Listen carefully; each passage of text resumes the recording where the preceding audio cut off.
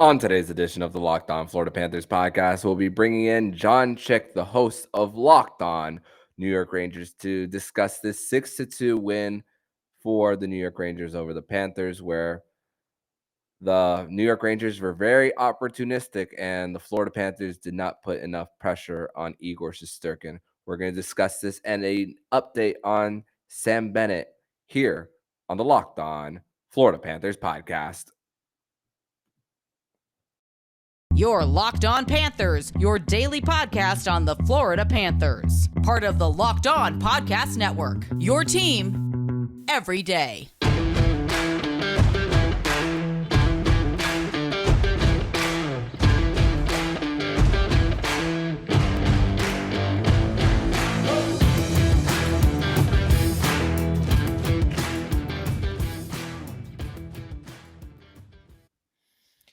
We've got Rangers, we've got Panthers, we got a very special post-game crossover edition here with Mr. Armando Velez from Locked On Florida Panthers.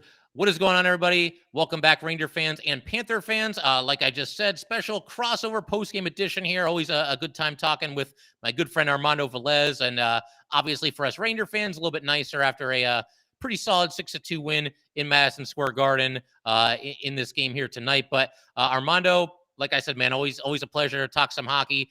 What do you think of this game here tonight? And, just kind of bigger picture. Panthers, obviously, phenomenal season last year. They make all these changes and, scuffling a little bit, playing a little bit better recently, but probably not where, a lot of Panther fans hope they would be. So just your thoughts on everything here to kick things off. Yeah, John, thank you. I want to say at the top, thank you once again for doing another crossover show with me. I know we missed each other last go around where it was New Year's Day, where the New York Rangers came into FLA Live Arena and won 5-3 behind Yaroslav Halak. But this time around, the Rangers have won the season series against the Florida Panthers with one more matchup, and really for this game, it was just really about the New York Rangers being opportunistic versus the Panthers not being opportunistic. I mean, you think about at one point in this game, I mean, the shot on goal advantage for the Panthers was like 8-2 at one point, and the Rangers get their first goal of the game via Adam Fox, where Gus Forsling misses on a poke check, and then Adam Fox just skates right past him and then beats Alex Lyon for that first goal of the game. And it's just like, you just throw your hands up. It's just like, man, just missed opportunity. And I mean, it's when you're giving the New York Rangers those type of goals, and then of course even though Igor Shesterkin's not playing like God like he was last season, I mean, he's still posting a .917 save percentage. That's good enough to win a lot of games in the National Hockey League. But when you're giving a bunch like the New York Rangers opportunistic goals, and then that from the start as well, it's just you're just asking for disaster. Yeah, I mean, it really was kind of a bizarre start to this game because, the Panthers were out shooting them by a lot. And I don't know if I've ever seen a game like this where, at least for the first half of it, the Rangers, I thought overall they were playing pretty well. I thought they were skating well. I thought they had the puck in Florida's zone for a decent amount of time, but they just weren't generating any shots. And, on one hand, I think you got to give some props to the Panthers for, being back on their heels, but still defending well enough to limit the shots on goal. On the other hand, though, man, the Rangers coming into this game here tonight only had 4 goals. In their last 4 games, only had 6 regulation goals. So for a while there, it was looking like it was going to be more of the same because part of the issue is that the Rangers just have not been shooting the puck. But it was nice to see them, eventually rectify that situation, score a couple of dirty goals. The third and fourth goals were kind of the, wild scramble stuff and variety and, pulled away as a result of those goals. But, I think overall, they definitely played well in this game. And, Gerard Gallant, old Florida Panther coach, he's a little trigger happy when it comes to changing the line combinations. But then, there's a game like this where everything's different and everybody's skating with somebody different and everything just kind of clicks. And, obviously that was also the case in this one. One silver lining, though, Armando, that I wanted to ask you about because, the Panthers coming into this game, 18 for their last 48 on the power play, and then they scored again, so 19 of 49, just on a heater on the man advantage. And with the Rangers, the exact opposite. I know they got one in this game here tonight, but one for their last 26. What are you seeing from the Panther power play? And I mean, how big is that going to be going forward if the Panthers are going to make a run at this thing and potentially be a playoff team? That's gonna have to be what carries them for, and that has been what's carried them for this team. I mean, and it's funny because of how they got tonight's power play goal. It's usually not one that they usually get. They got it right off the rush, with some crisp passing. Lundell, Lundell Verhage, which you thought that Lundell was probably going to take the shot, and then he gets it over to Verhage towards the right, and then now Lundell and Verhage are both on 4-game point streaks now as well.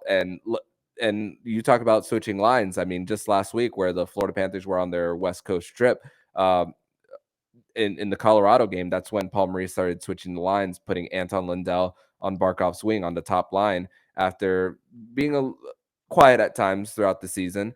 And that's really what has helped the Panthers. I mean, Sergei Bobrovsky, before going down last week, has been playing well as well. Unfortunately, the earliest he will be coming back is Friday against the LA Kings. We still don't know the status of that. And Spencer Knight just got recalled from the Panthers today after playing back-to-back games in the AHL on a conditioning stint. So the power play has to really show up for the Panthers and continue. And hey, the silver lining for the Panthers side of things is they got a goal tonight, and they also got a weird one on the 6-on-5 in the third period, where Paul Maurice actually clarified why he went for the 6-on-5 that early. Is the Rangers iced the puck, and that was the time to do it. And right now, Alexander Barkov is on a 8-game point streak for the Panthers as well. And usually he's quiet in the first few months of the season, but he's also been showing up for the Panthers. And really right after the Christmas break, when it all started, that's when the Panthers started getting healthy. That's when they started getting wins together. And hey, 7-3-1 in their last 11 games now for the Panthers. Right. And the Bally Sports broadcast for the Panthers, they actually showed a graphic of the last time the Panthers and the Rangers played, where the Panthers were standing in the wild card race, and they were 8 points behind Pittsburgh, who they play tomorrow on a back-to-back. And now, prior to tonight's game, well, because the Panthers got no points in this one, 3 behind the Penguins as well. So just that the power play and timely goaltending has been the what's gotten the Panthers to this point. Yeah, you mentioned the goalie situation a second ago. You touched on it. I want to ask you a little bit more about that in just a second, because obviously, Bobrovsky's had his ups and downs since going to the Panthers, and Knight is a promising young goalie who's, I think, had some mixed results himself. And Armando, I'm definitely going to ask you about that in a second. First, we got to let everybody know today's episode of Locked On New York Rangers and Locked On Florida Panthers is brought to you by FanDuel. The NFL playoffs are here. We're really excited about our new sports betting partner for Locked On, because they're the #1 sports book in America, FanDuel. And if you're new to FanDuel, that's even better. They have so many great features that make betting on sports fun and easy. New customers, join today to get started with $150 in free bets guaranteed when you place your first $5 bet. Just sign up at FanDuel.com/lockedon. FanDuel has all your favorite bets, from the money line to point spreads to player props. Plus, you can even combine your bets for a chance at a bigger payout with a same-game parlay. All on an app that is safe, secure, and super easy to use. So football fans, do not miss out. Place your first $5 bet to get $150 in free bets, win or lose, at FanDuel.com/lockedon. Make every moment more with FanDuel, official sportsbook partner of the NFL. And Armando and I certainly want to thank everybody for making Locked On Rangers and Locked On Panthers your first listen every day. We are free and available on all platforms. And Armando, like I said, man, just a second ago, obviously you get Lyon in net tonight, but I mean, he's not obviously the top choice there. I understand he's played well the 2 games before this, but Bobrovsky really has had his ups and downs ever since joining the Panthers, and Knight, a promising young goalie. What's your take there? I mean, does if the Panthers are going to make a run at this thing, are they going to need Sergei Bobrovsky to be the guy and, play up to his contract and the way that he's capable of playing? Is he going to have to be the guy? It's funny because he was the guy for right before getting hurt in the Montreal game last week, where he left after 2 minutes, and then Alex Lyon came, and um, the Spencer Knight hasn't played in an NHL game since January 8th against the Dallas Stars, which we're expecting Spencer Knight to be between the pipes tomorrow against the Pittsburgh Penguins. So, and both of them have had their ups and downs, and it's funny because when Bobrovsky was struggling, then Spencer Knight was starting to get it going a little bit as well for the Panthers, and it's just they haven't.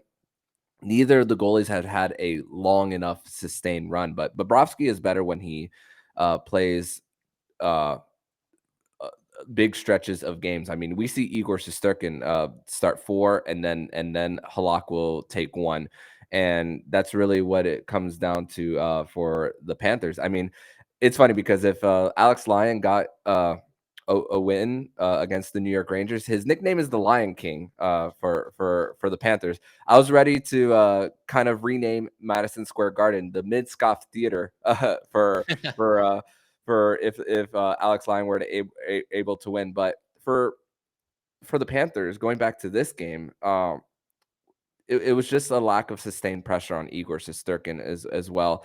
The Rangers were doing such a great job clogging up the middle and forcing the Panthers to their perimeter shots as well. And it's funny because the Panthers outrushed the Rangers tonight, and they still couldn't really get their quality chances as well. And Igor was just in position for that as well. And with that, and also some boneheaded mistakes. The power play goal, just a dumb penalty by Nick Cousins, cross checking Chris Kreider towards the boards, as well. That eventually ended in the Zibanejad goal, and of course the third one where 2-3 hacks at it for the New York Rangers, and then Aaron Ekblad trying to just get the puck back in behind Alex Lyon accidentally gets the puck in. A goal credit to Vezina as well, and just a lot of silly mistakes for the Panthers. But sorry to go on a tangent there, going from goaltending, but it also relates to not putting enough sustained pressure on Shesterkin as far as this game.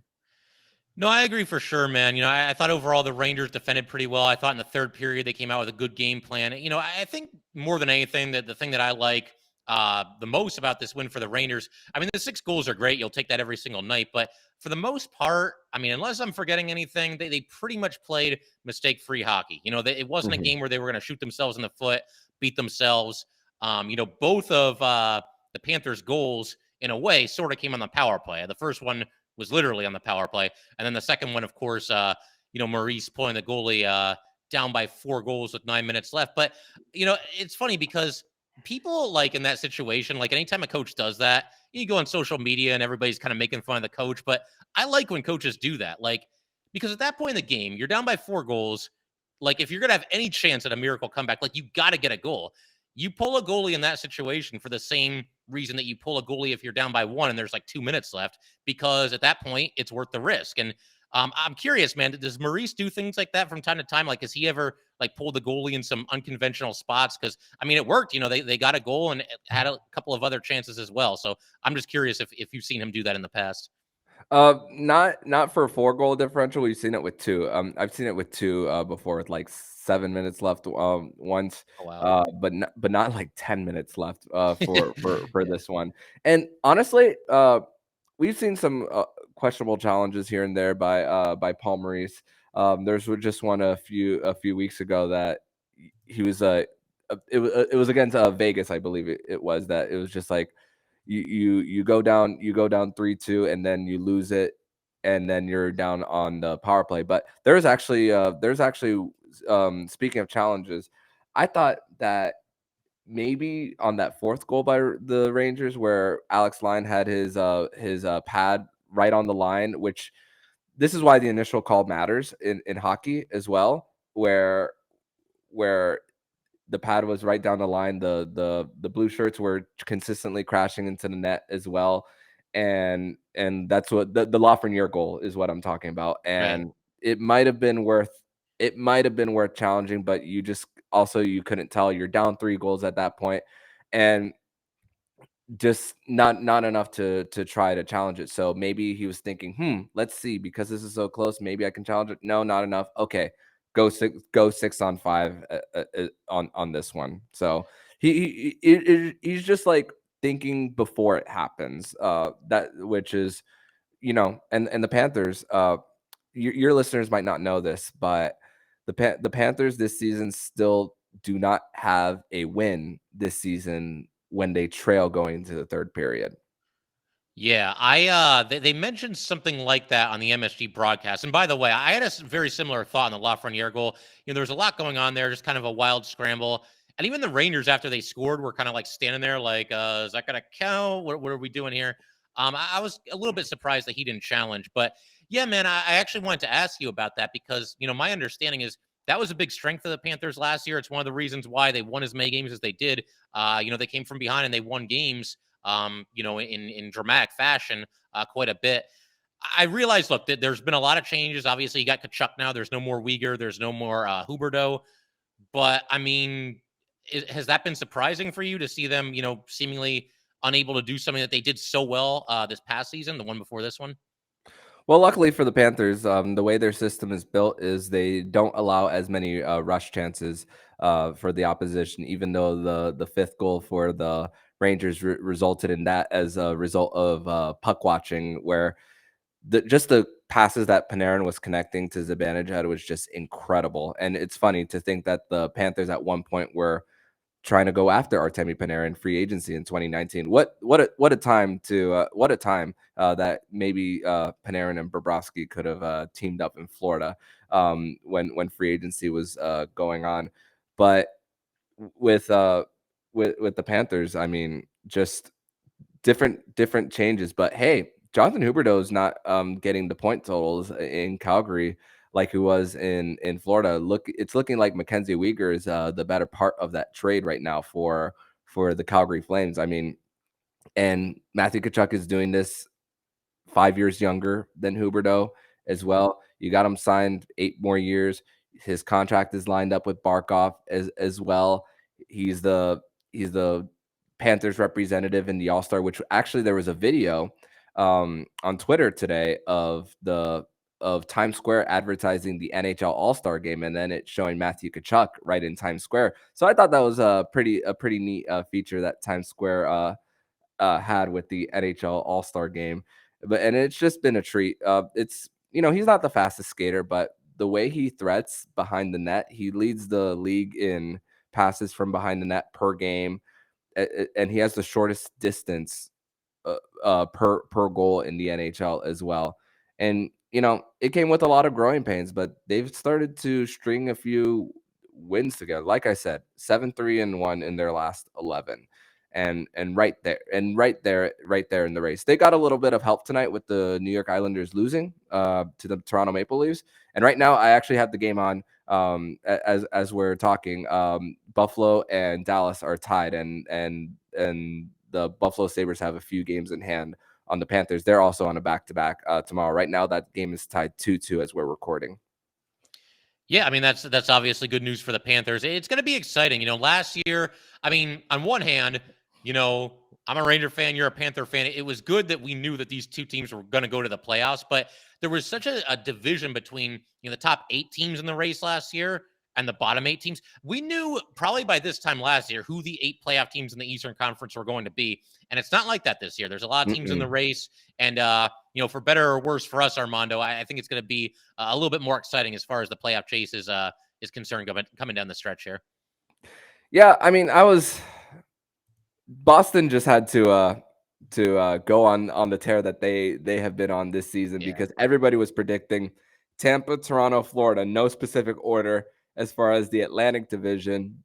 But look what happens with a Boston. Jim Montgomery comes into the mix, and they're en route to win the President's Trophy. And if the Panthers make that last wild card spot, that's likely going to be the first round matchup for the Panthers, and it's not going to be a fun one. Linus Allmark is having a Vezina Trophy season, likely going to win it this year. And the fact that Hampus Lindholm and Charlie McAvoy can be on two different pairs and have one of them on the ice at, at different times too. That's another dimension for the Bruins and also for the Rangers. The fact that you have the defensive pairs of Adam Fox on one and then Trouba and Miller as the second pair as well.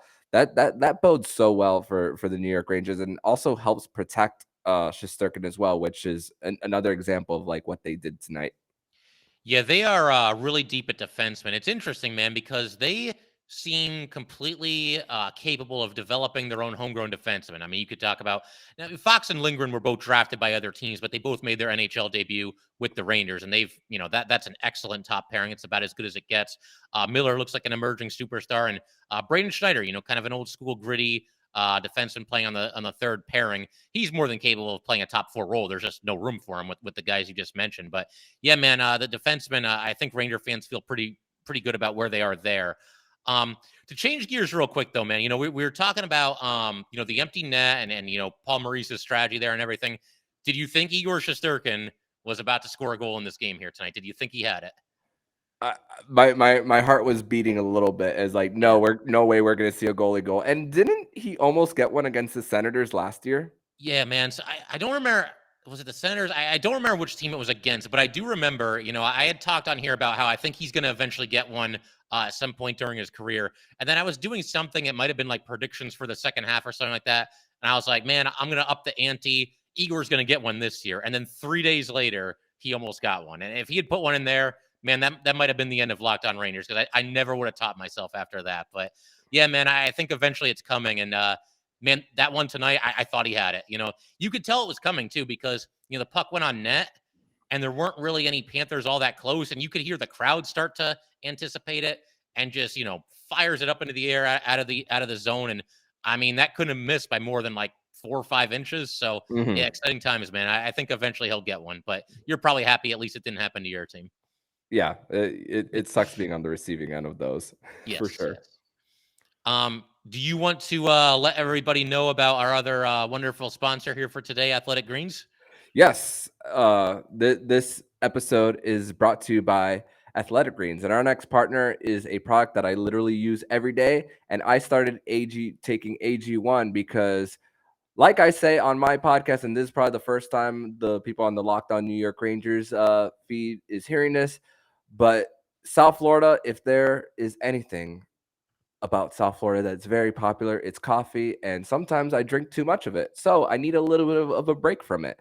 So that's why I started taking AG1 to get away from the coffee. So what is this stuff? With one delicious scoop of AG1, you're absorbing 75 high quality vitamins, minerals, whole food source superfoods, probiotics, and adaptogens to help you start your day right. This special blend of ingredients support your gut health, nervous system, immune system, energy, recovery, focus, and aging. All the things. Right now, it's time to reclaim your health and arm your immune system with convenient daily nutrition with just one scoop in a cup of water every day. That's it. No need for a million different pills and supplements to look out for your health.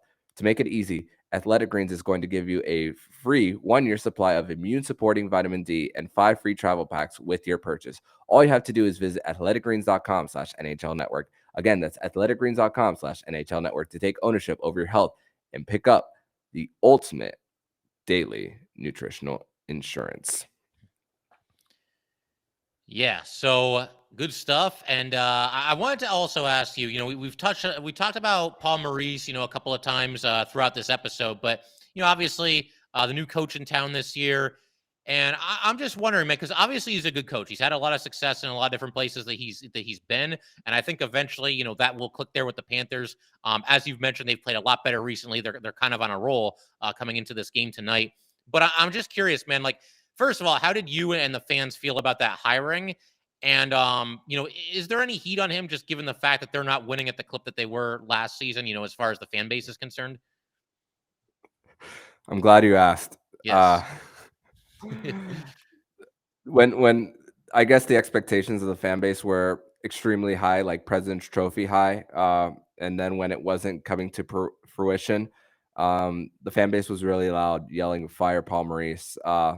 And there comes the circumstances with this team more than just the coaching, and coaching is a part of why this Panthers team wasn't performing well. But 6.4 million in dead cap money, you really were not in a position to re-sign Claude Giroux or Mason Marchment. And it really goes back to really what happened the previous offseason, where the Panthers could have forced Keith Yandel to scratch him, and the players came to his defense, and that could have possibly forced a trade, which instead of buying him out, which if there's one player that I think the Florida Panthers are missing, it's Mason Marchment. Probably more than Claude Giroux, in my opinion. And that dead cap money is weighing big time on the Panthers for this season. It's going to get cleared up this year as well for the Panthers. And of course, the goaltending not performing too well. I mean, you look at Jack Adams winners for coaches. What do they have in common? They have good goaltending behind them. And maybe we see Jim Montgomery or Rick Bowness win it this year, or even maybe Dave Hackstall, even though his goaltending situation, they're not performing at like I think they're performing like under 905, both of them combined. But just about most times when it comes to great coaching, what happens? Good goaltending, and that's the situation as well with Paul Maurice, and taking a little bit of time to mix up some of his lines as well. I mean, thank goodness he started doing that in the Colorado game last year, because that's really the jump that the Panthers really needed. And since the start of the Christmas break, they're number one in the league in power play percentage, or number two. I'd have to double check on that, but they're top two in the power play, and that's something that you asked earlier. And I mean, penalty kill, it's still a major struggle for this team. I mean, they gave up a power play goal tonight, on the night against the Rangers. So that's still a work in progress. I mean, they're kind of missing Eric Stahl on that PK, who right now is on IR after taking a brutal hit to the head by Mike Matheson last week, which Mike Matheson got fined for, but it wasn't a penalty called on the ice. But just the penalty kill unit for the Panthers just hasn't been there as well, and that's really what's hurting the Panthers. I mean, because their 5-on-5 numbers. Another example is tonight. Their 5-on-5 numbers, they dominate consistently, but sometimes it's also comes to those timely goals at 5-on-5 as well. Yeah, for sure. And it's funny, you mentioned Marchman and Giroux, and obviously the Panthers missed both of those players. Something that I think you and your listeners will appreciate here. I think the Rangers, because they made a lot of moves at the trade deadline last year. Didn't bring any superstars, but just a lot of really nice complementary players. I think the one they missed more than anybody is former Panther Frank Vetrano, and of course he's with Anaheim now, but. Ranger fans really warmed up to him pretty quickly. They bring him over, and he added a dimension to this team that they kind of lacked last season, and I think they're even lacking a little bit this season. That guy that just gets the puck and just fires it at the net and just has a really nasty shot, shoot first, ask questions later. I mean, that's Frank Vetrano in a nutshell. Plays a certain amount of feistiness that I think people like as well.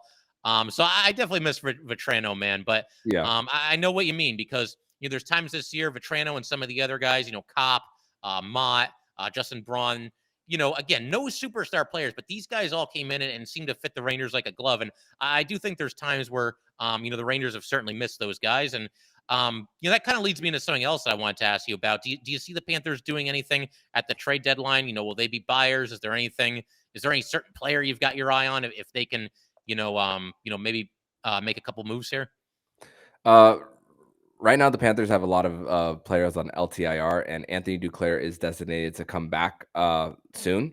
But after the Matt Pacioretty situation in Carolina, after him tearing his Achilles again after coming back, the thing is with Pacioretty's injury, it happened after Duclair, and he came back earlier than Anthony Duclair. So these are some alarms that should be ringing around the Panthers front office about being careful about bringing Anthony Duclair back. And also Patrick Hornquist suffered a concussion towards right before the Christmas break, and and that was his second one this season, and he's had almost a handful of concussions. So right now, a lot of LTIR space. So and the Panthers, most of the season before using that LTIR space, they've only been able to dress 20 players when Hornquist was in the lineup. So right now they're spreading thin when it comes to the cap. So it's going to be really hard. Sam Bennett was in trade rumors about and him and Sam Reinhart were in trade rumors about trying to clear up that space because they made a promise to Patrick Hornquist that they wouldn't trade him again.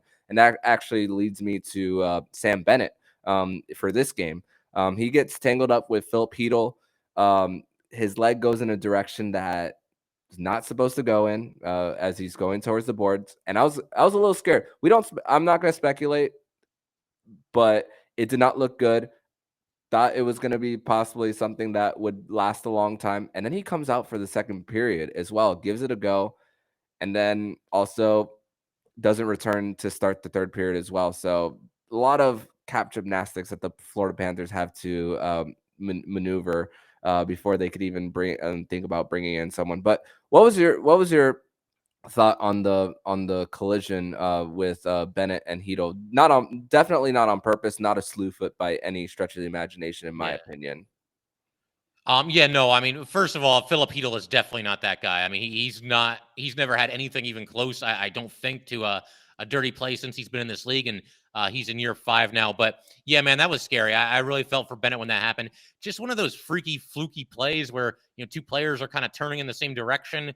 And I mean, the next thing you know, their skates are tangled. And man, the way he hit the boards, I mean, he just hit it really hard. And the way his right leg was kind of stuck out, yeah, it looked pretty bad. And I mean, like you said, Armando, I don't want to speculate. I give Bennett a ton of props for, coming back into that game and trying to gut it out.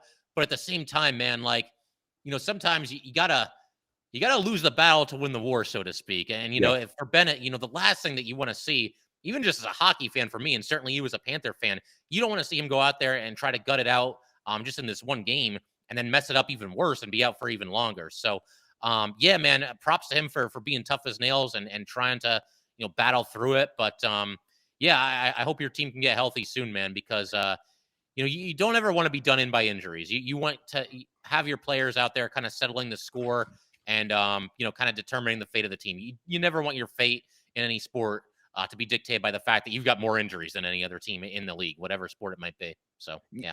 And Paul Maurice did give an update after the game that he's likely out tomorrow against the Pittsburgh Penguins, but could come back for the weekend. But if they have to hold him out with the All-Star break coming up and over a week, which after tomorrow the Panthers will be on a 5-game homestand that spreads out through the All-Star break as well. So this is the difficult January that they're getting through. Of course, they took an L tonight, but even before going into tonight's game against the New York Rangers, we looked at what is the most important game on the schedule. The Tuesday game against the Penguins is the most important one of the schedule because that's the team you're directly behind. Of course, New York can still fall into a wild card spot as right now they're third in the Metro, but this is tomorrow's game against the Penguins. That's the team that you're directly behind, 3 points behind, but the Penguins do have, I believe, 3 games in hand, if I'm not mistaken. So tomorrow is the must-win game, and hey, couldn't ask for a better situation with Spencer Knight coming back, even though you're likely going to be without Sam Bennett. Yeah, for sure, man. And anytime the Penguins lose, I'm pretty much a happy guy. So good luck to you in that game tomorrow night, man. And I figure we could pretty much call it there. But listen, Armando, man, this is always a ton of fun, just talking some hockey. And I know we'll have round 3 a little bit later this season. So, man, if you want to do another crossover, I'm up for it as long as you are. Absolutely, John. Thank you so much for doing this. The next matchup between the Panthers and the Rangers will be March 25th at FLA Live Arena. So can't wait for that one. Yeah, absolutely. And so Ranger fans, Panther fans, thank you guys as always for tuning in. And we will see you next time. And if you like what you're hearing, please subscribe to the podcast to be notified every single time the Locked On Florida Panthers podcast jumps into your podcast feed. Make sure to subscribe to the other shows on the Locked On NHL network, including Locked On NHL, Locked On Fantasy Hockey with Flip Livingstone and Steel Roden, and Locked On NHL Prospects with Heidi Halakash. Thank you for making the Locked On Florida Panthers podcast your first listen of the day. And for your second listen of the day, make sure to listen to today's episode of Locked On Sports Today. Peter Bukowski gives you a 20-minute or less podcast on the entirety of the sports scene with local experts and the take of the day. Follow Locked On Sports Today on the Odyssey app, YouTube, or wherever you get your podcast. So I'm Armando Velez with Jon Chik, and you've been listening to the Locked On Florida Panthers podcast, part of the Locked On Podcast Network, where it's your team every day.